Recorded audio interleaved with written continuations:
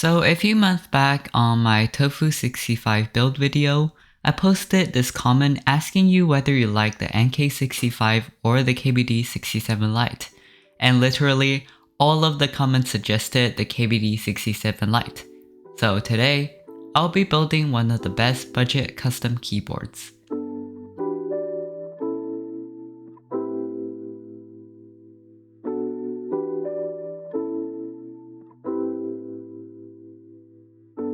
Hello guys, it's Jerry here, and today we'll be building the KBD67 R2.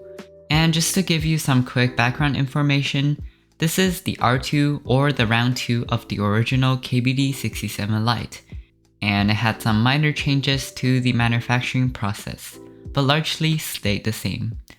This keyboard kit comes in two packages. The first cardboard box holds the case of the keyboard. It is fully made out of ABS plastic, and my version came with the smoky black color, which is translucent. You can see gold inserts for where the screws will go into the case, which is a new addition to the R2 as there are many reports of the screw stripping in the R1 version.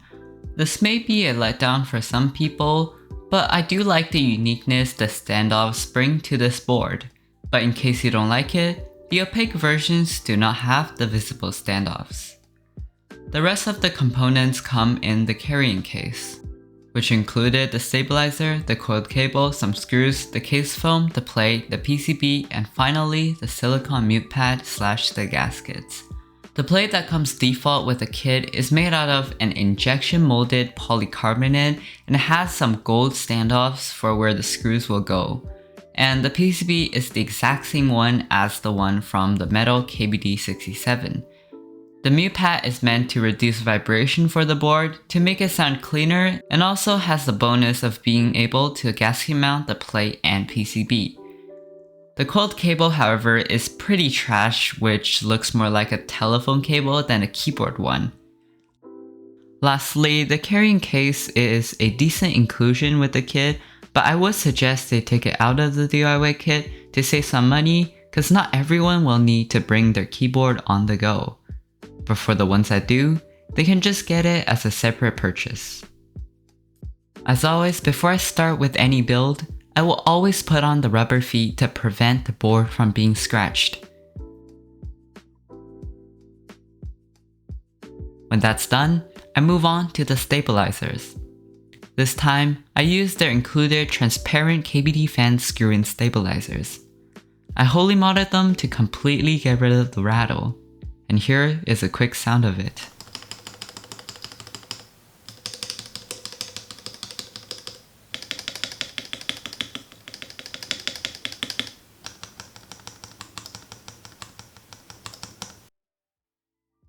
Now we can start to assemble the keyboard. I first unscrew the top and bottom parts of the case.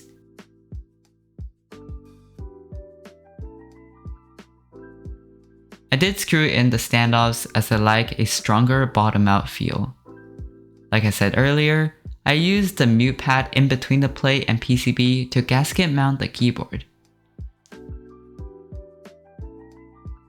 Then we just need to screw the top and bottom parts of the case back together.